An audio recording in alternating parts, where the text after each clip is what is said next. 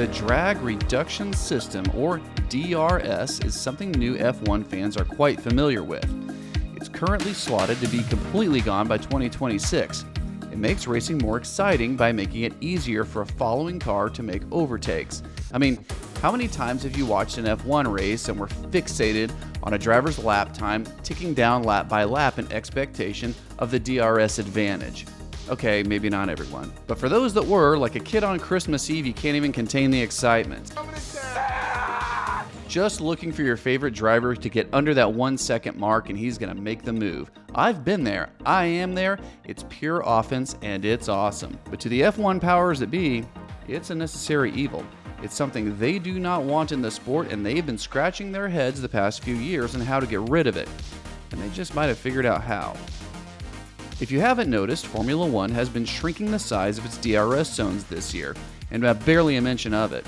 If you're following along with the TV broadcast race by race going, golly jeepers, the DRS zone is shorter, this race, oh well, back to my Ovaltine, then you're missing out on what's really going on here. They're data gathering to get rid of DRS, but they're not going to get rid of DRS like a dirty Band-Aid or something. Oh no.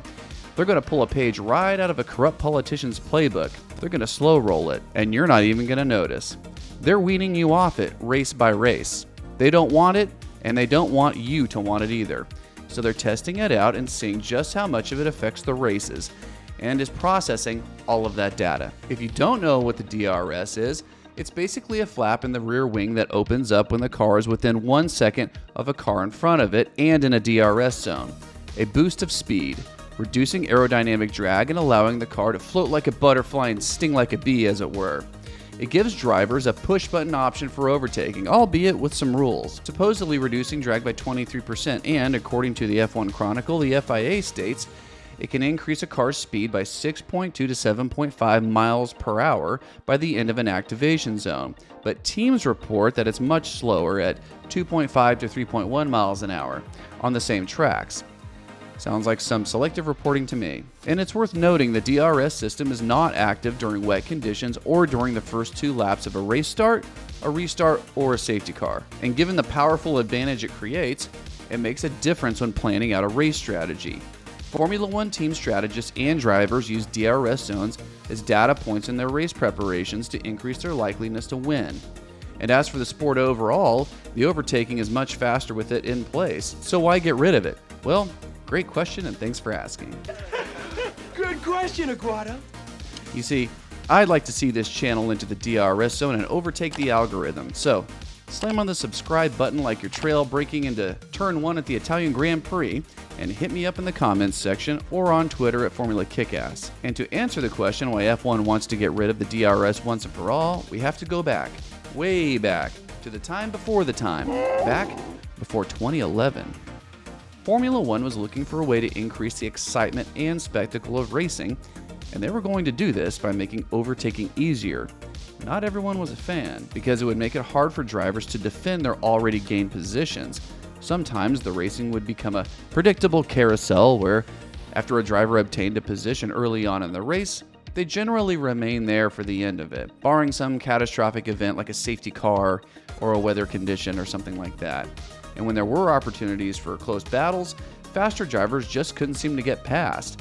It would look like they had the speed to overtake, but then they would get close. The car's performance stagnated. The cars themselves were to blame. Well, really the manufacturing criteria that Formula One created was to blame. And while it was allowing the cars to slice through the air in the front, it was creating dirty air in the back. Sounds like a certain haircut I know about. Burners, finger blasters, gut busters, zippity doo-dahs, crap flappers. Nope. Not to mention, cars were utilizing increased levels of downforce necessary for high-speed turns. That downforce sticks the car to the track while turning at high speeds, and doing that requires high wing angles, which are great for those types of corners, but causes the car to be slow in the straights.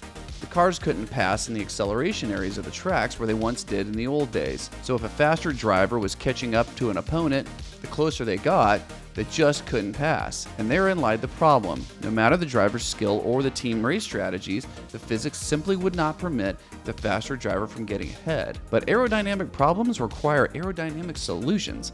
And lo and behold, drag reduction system was born, and it brought us excitement and fun, and it was good. And now we see a lot of cars late braking into corners after DRS zones to try to attack or defend. I mean, how many times do you see late braking lockups during a track battle?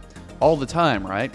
That's because the DRS zones affect the speed delta in the braking areas, not the acceleration areas. At its heart, DRS has been a band-aid for the underlying issues of dirty air and downforce, but with the latest round of rule changes, the racing has been much tighter, allowing teams to compete with their components once again, and that's the way it should be. The current cars are racing closer than they were even 2 years ago. The recent reintroduction of floorboards was intended to assist with the downforce problems and the aero regulations to assist with the dirty air problems, both of which seem to be working, which means F1 probably won't need DRS by 2026 at all. And to underscore the matter, Formula One's Chief Technical Officer Pat Simmons stated, "The ideal situation would be that we no longer need DRS at all." That being said, they've got to have a timeline in place. If F1 plans on being DRS-free by 2026, they'll need to have successfully held some DRS-free races in 2025, given teams time to implement DRS-free strategies and create alternative parts in 2024.